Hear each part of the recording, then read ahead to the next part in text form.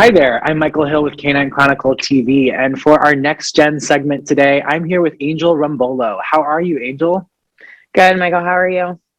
I'm doing very well. I am not working as late as you are on the East Coast in Perry. Yes.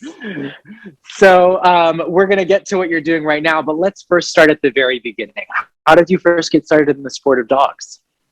Well, actually, my cousin bought a Brittany, and the deal was she had to show it. And she went to her first dog show, and she called me, and she's like, "You have to come. You're gonna love this." And I went to my first dog show, and here I am, almost 20 years later, still doing it. So it did not take you long to warm up, huh? No, not at all. What was your original breed? What did you start out with? I started out with Brittany's. I actually, when I first started looking into dogs, I wanted to start out in Cavaliers. But I ended up going with my cousin and doing Brittany's, and they just are my absolute heart. I love them dearly. Who were some of the people who helped you get started?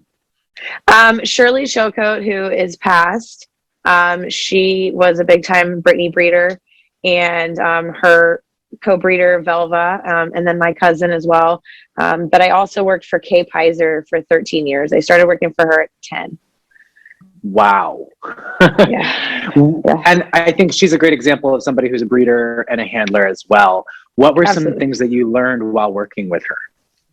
I learned how to care for the dogs amazing. I learned how to love the dogs. And I think that's one of the most important things in this business.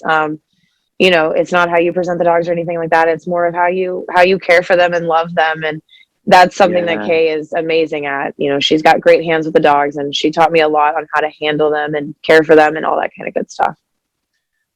That's so crucial because it's a living, breathing thing. And even with all the stress that we're going into it week in and week out, they are doing it because they love us, right? So absolutely. we owe them that care. Did you know at the beginning that dogs was something that you wanted to make like your long-term life kind of passion and involvement?